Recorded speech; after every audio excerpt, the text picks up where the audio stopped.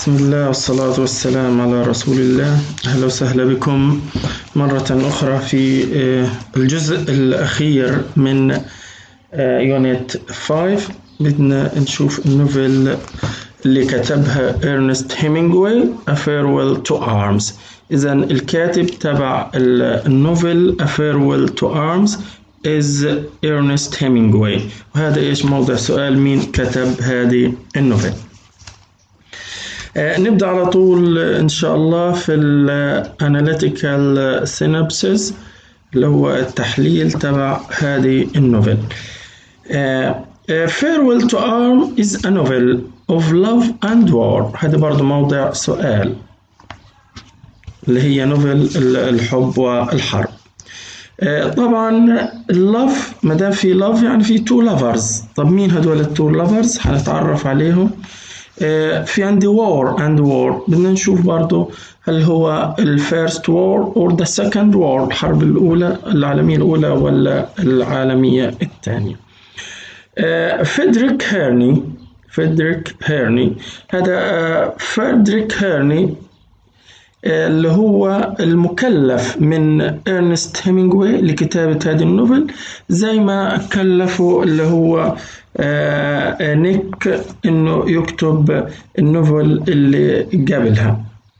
فرانسيس لما كلف نيك إنه يكتب كل الأحداث كنا نشوفها من خلال عيون اللي هو نيك. اليوم فريدريك هيرني حيكتب لنا بدل إرنست هيمنغواي اللي هو كلفه بكتابة هذه النوفل. نتعرف على فريدريك هيرني. هو American ambulance driver volunteering to serve with the Italian army. تمام، أمريكي سواق أسعاف متطوع في خدمة الجيش الإيطالي. For كاثرين بيركلي an English nurse with the Italian army too.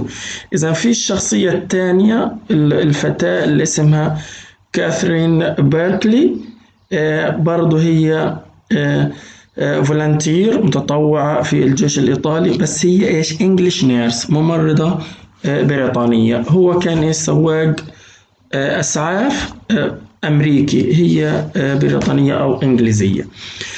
طبعا the war is World War I، الحرب العالمية الأولى. السؤال اللي طرحناه في الأول، إذا نحن بنتكلم عن الحرب العالمية الأولى. اللافرز تقريبا تكلمنا عنها، فريدريك هيرني and كاثرين بيركلي. Yes, but don't see much of the actual combat directly. طيب the scene، الآن نطلع على المشهد مع بعض كده، نتصور المشهد. is in the front، في الجبهة، near the front أو بالقرب من الجبهة. في عنا مدينة إيطالية اسمها ميلان and other cities away. The war is background، خلفية المشهد اللي هو الحرب. against which the love story developed، اللي هي فيها قصة الحب تطورت. The novel is divided into 5 books. النوفل هذه غير عن عادتها، تتكون من 5 فصول أو 5 كتب. The events of book 1 take place in more than one spot on the front. طبعا في الكتاب الأول أو الفصل الأول الأحداث حدثت في مكان واحد على الجبهة. It begins with a description of the setting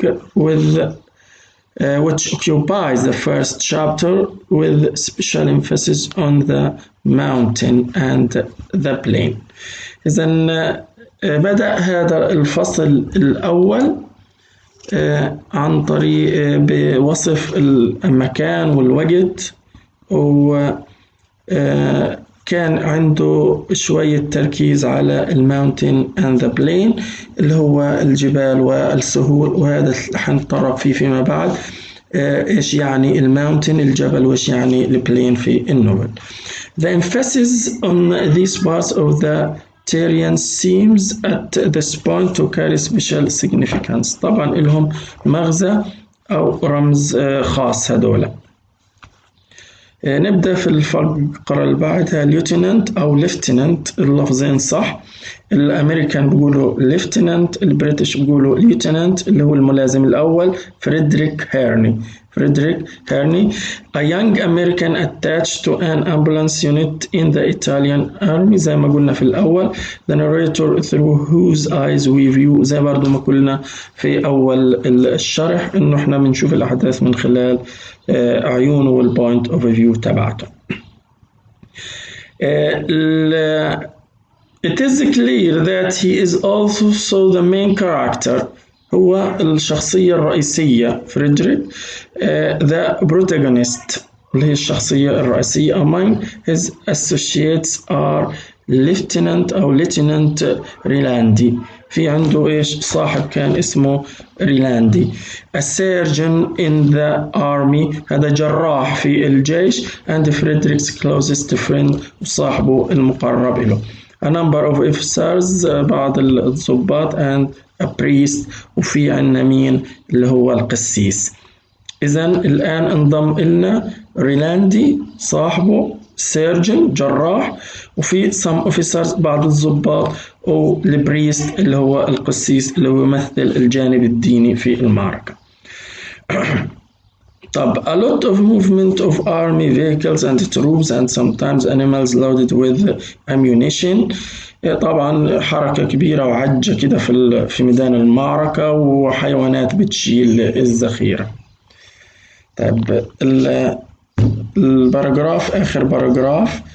When Frederick returned to his return to the front from a leave, he learns from Lieutenant Relandy that a group of British nurses has arrived in order to set up a British hospital unit.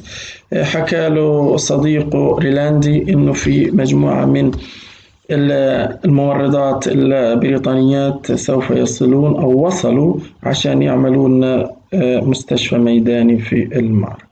Relandy introduces Frederick to a beautiful British nurse, Catherine Barclay. إذن راندي قدم لفريدريك فتاة جميلة ممرضة اسمها كاثرين، بريطانية اسمها كاثرين باركلي، to whom Relandy is attracted، اللي كان إيش انجذب إلها ريلاندي صديق مين فريدريك. He tells Frederick half seriously that he might marry her. Once acquainted, Frederick and Catherine seems to develop mutual admiration and closeness. في الوقت اللي كان فريدريك وكاثرين كده عاملين إعجاب ناضج بينهم، وبدوا إيش يكونوا أقرب إلى بعض. ريلاندي notices this and withdraws. أول ما شاف ريلاندي التقارب أو الإعجاب بين كاثرين and فريدريك، هو انسحب من المشهد. Frederick says about this involvement with Catherine, I didn't care what I was getting into, and that he neither loves her nor has any idea of loving her, and that is like a game. فريدريك طبعا ما كانش في باله انه يعمل علاقات حب ولا ينتبه لهذه الشغلات، هو مش عارف كيف هو خش او اندمج في هذا الموضوع. كانت هي مسألة جيم، لعبة، يعني مسألة الحظ. فريدريك is badly wounded in his leg. الآن أصيب فريدريك في ساقه as a result of the explosion of an Austrian projectile. طبعا أصيب نتيجة انفجار قذيفة نمساوية. He is moved to the field hospital and later on to a hospital in Milan. أخذوه على المستشفى الميداني وبعدين على المستشفى في ميلان. He is to be deported عشان هناك يعملوا له عملية. It should be noted that the priest visits Frederick in the field hospital. في المستشفى الميداني القسيس زار طبعا فريدريك and they talk about love of God and love between men and women. تكلموا على الحب حب الإله أو حب الله والحب بين الرجال والنساء.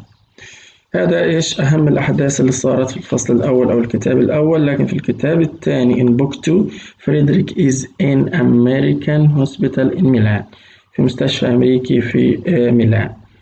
he is not allowed to drink. طبعا احنا بنعرف من فلسفة هيمنغواي الكاتب هيمنغواي إيرنست هيمنغواي إنه لا يؤمن بالله وبحب الشرب والخمور وما شابه ذلك. طبعا في المستشفى he isn't allowed to drink prevented to drink منعوه من الشرب. he bribes brokers to supply him with wine. رشا العتالين هناك عشان يزودوه بالكحول.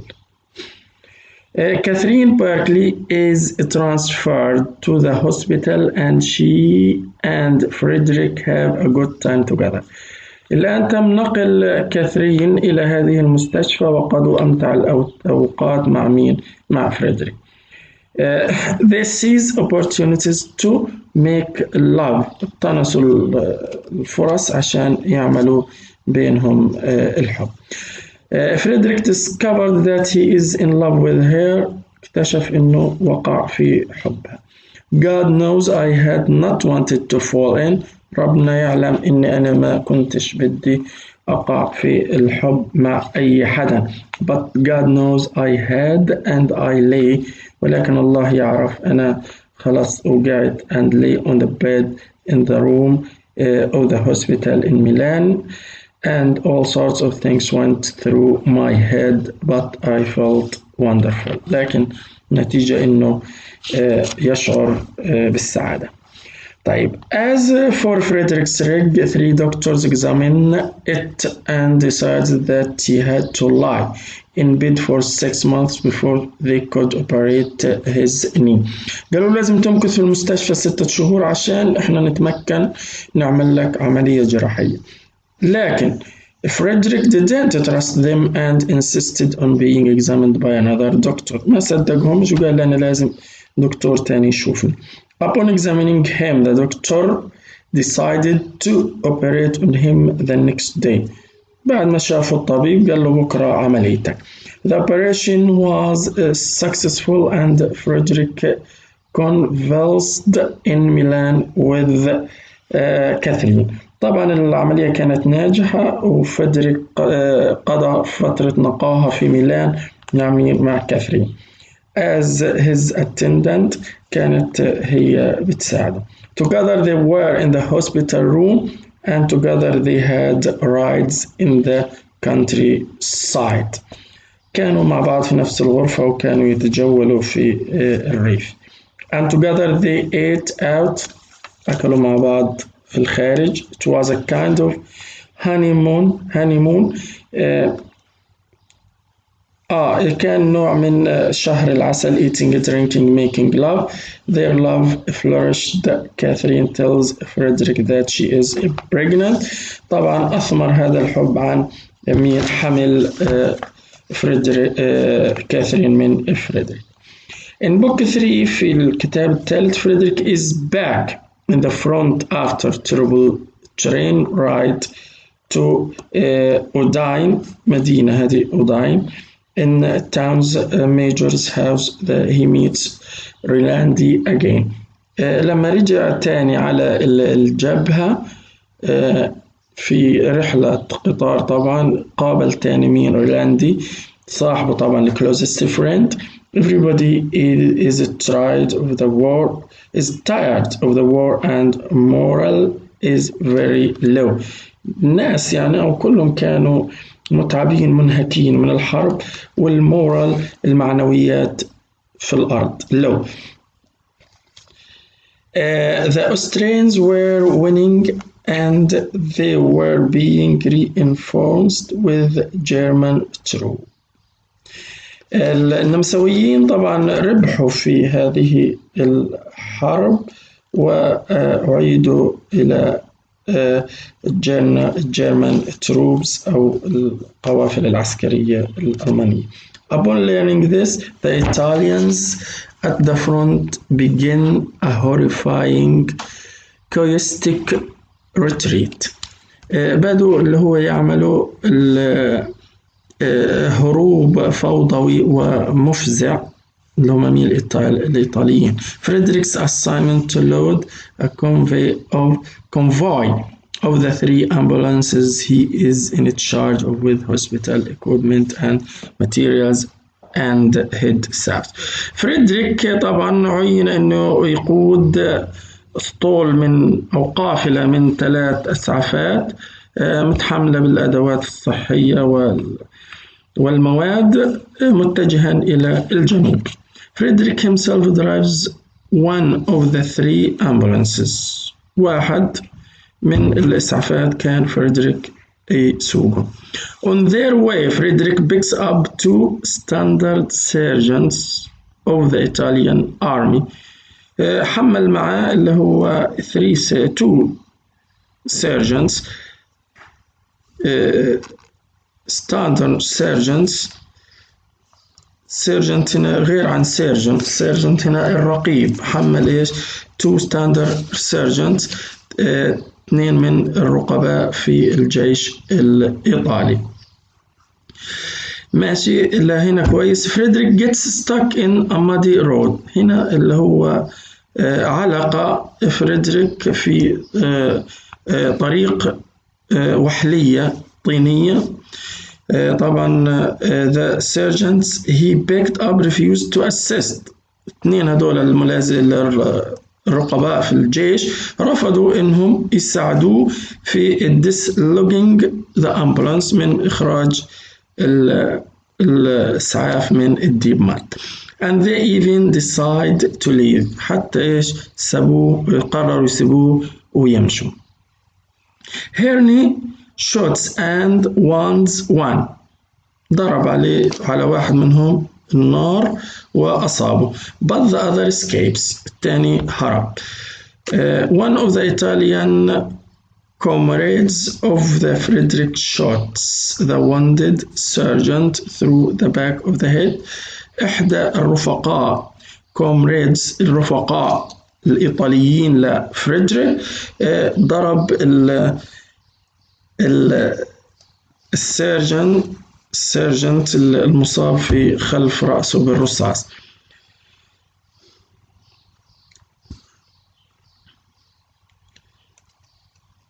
طيب now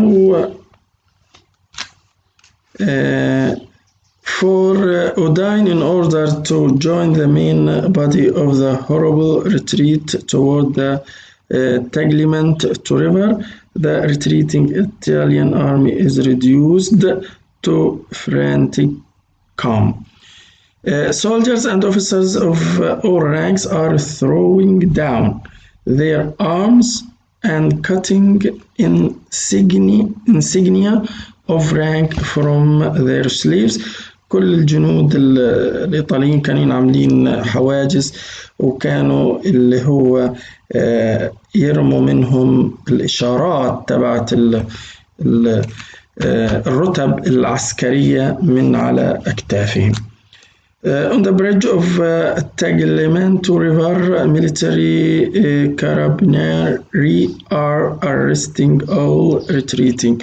تمام من الجيش الإيطالي كانوا إيش يمسكوا كل الهاربين الضباط الهاربين and executing them after summary trials. على طول يعدموهم بعد محاكمة خفيفة. حتى فريدريك himself is seized اعتقل but he managed to break free ولكن نجح في الهروب. Plunges in the river قفز في النهر. Survived several shots at him وقدر أن ينجو من عدة طلقات أطلقت عليه and escapes on a heavy timber in cold water of a river in flood.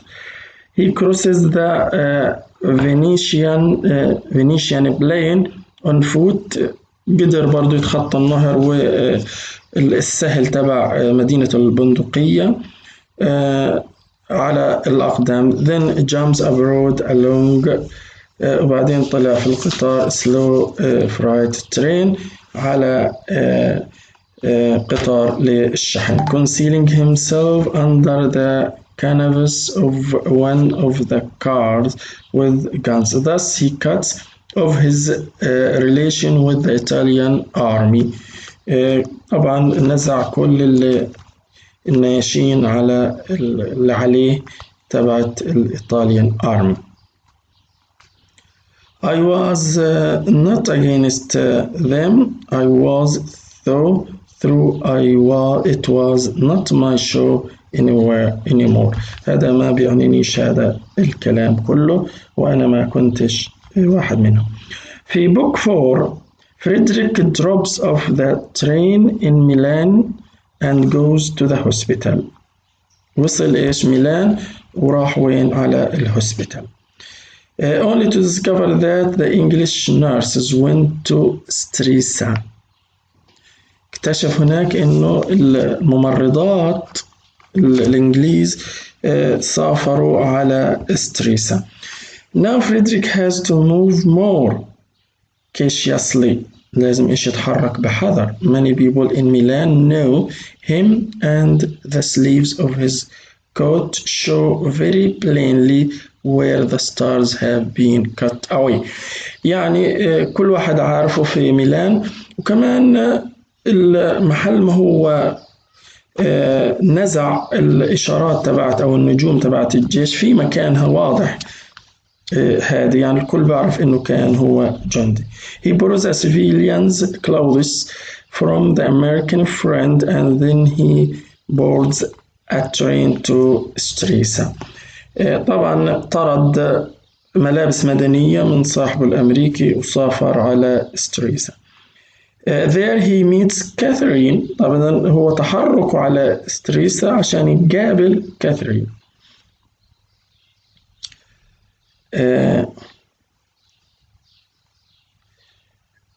A bartender at the hotel warns him of the authorities. حذروه في الأوتيل من السلطات. plan to arrest him as a deserter.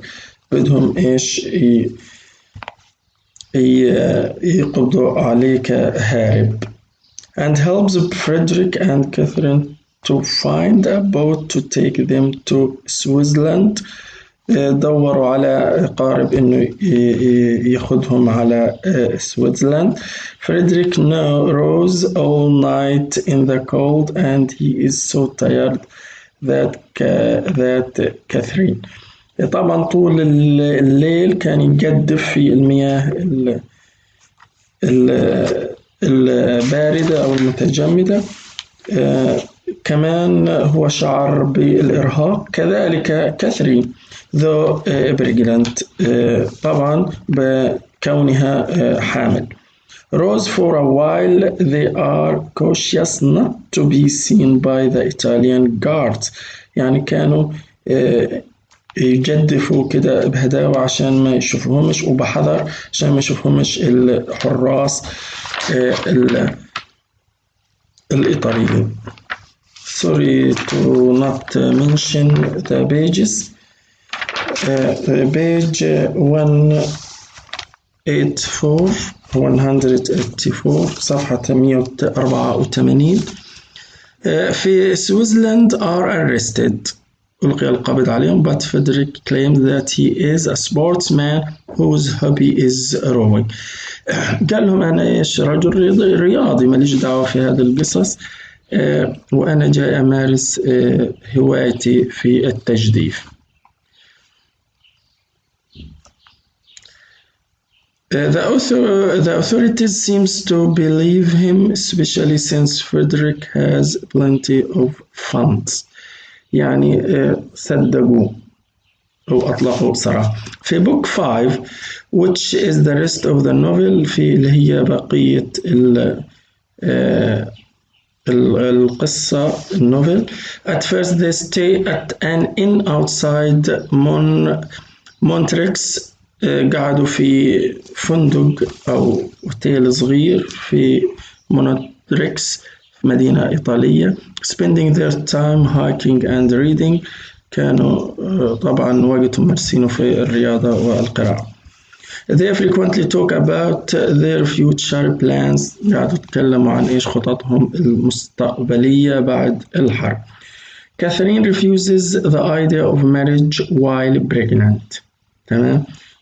هنا رفضت تعمل اللي هي ceremony أو طقوس الزواج بينما هي حامل.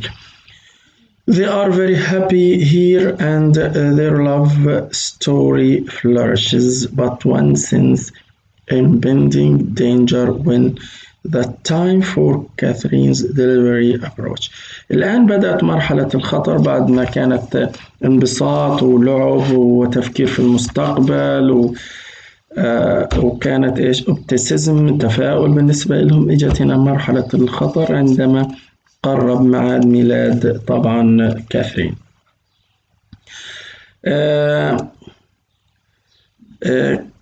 Frederick go to Lausanne to be near a hospital. The doctor recommends a cesarean operation.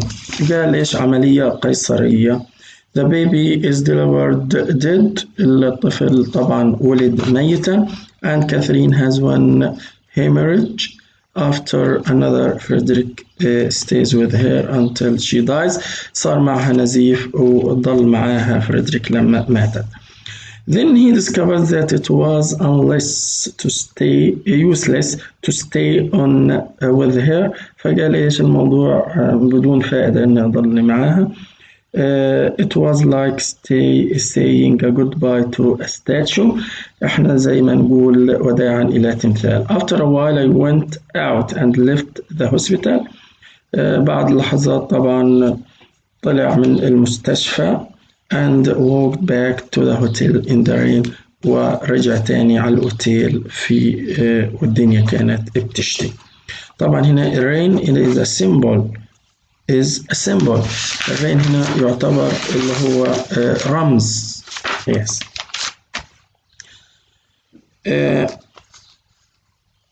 Four interpretations. في عند 4 تفسيرات. التفسير الأول the novel as a tragedy. الثاني the religion of death. الثالث symbolic interpretation. الرابع الirony in the novel.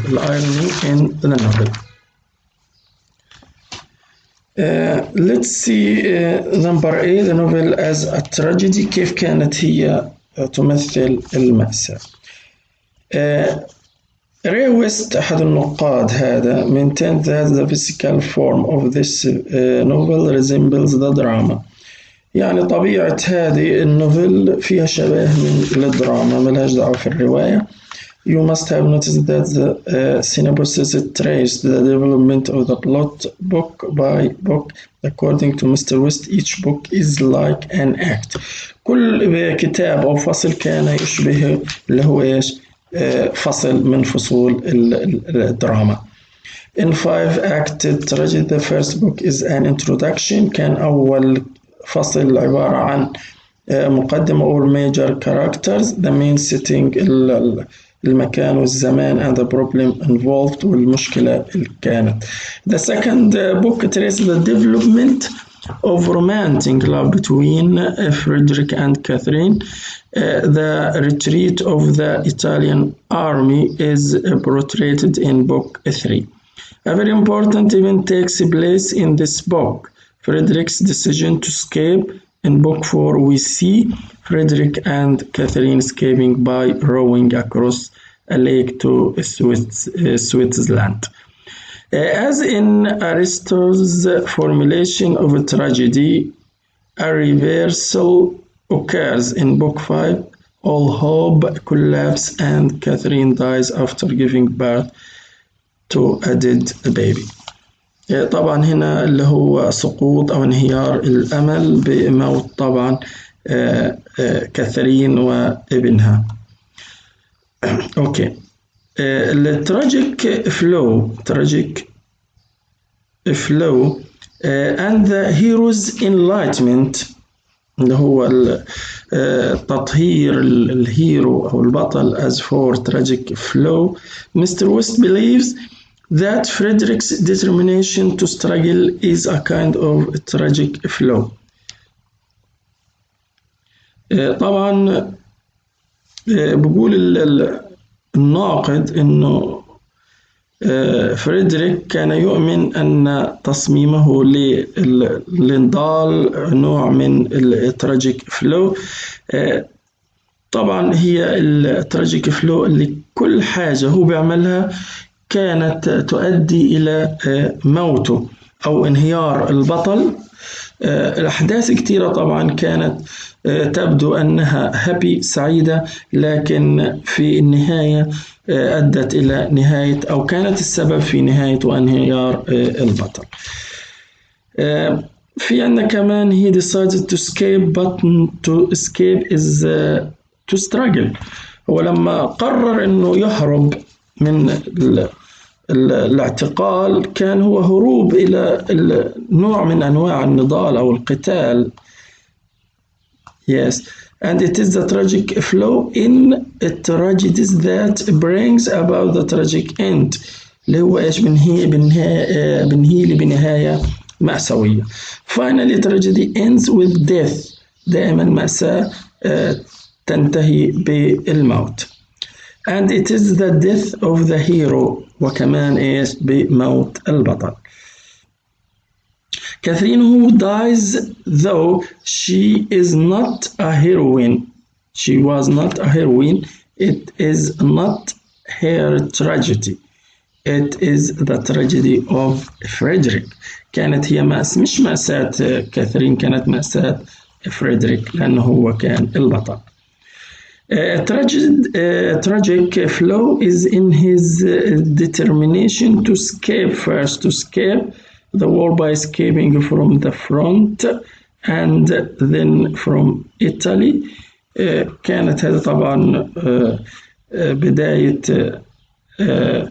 عزمه أو إصراره على الهروب من الجبهة والهروب من إيطاليا. But there is no escape from war ولكن فيش هروب من الحرب.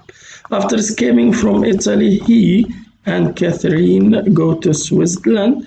In the hospital Catherine perceives that she is going to die. أدركت في المستشفى إنها راح تموت كاثرين. But Frederick tries to prevent her death. حاول إنه يمنع موتها. That is to struggle against death. كان إيش يناضل أو يكافح من ضد الموت. طيب. This is the moment of enlightenment. هي لحظة التطهير purification that the tragic hero experiences at the end of this tragedy. هذا كله نضاله في نهاية المأساة. طيب. It dawns on Frederick what Catherine realized from the beginning that death is the end. كانت يعني مدركة كاثرين إنه الموت هو النهاية. He puts his trust in war but he is disillusioned and deserts. يعني هرب.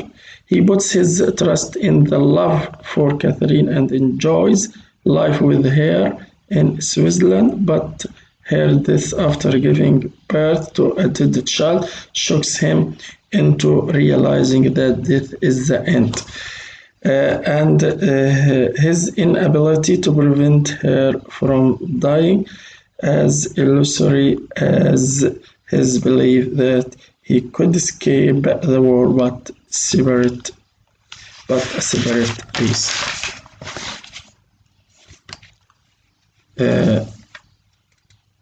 I think we should stop here and continue in another video. We will continue from page 180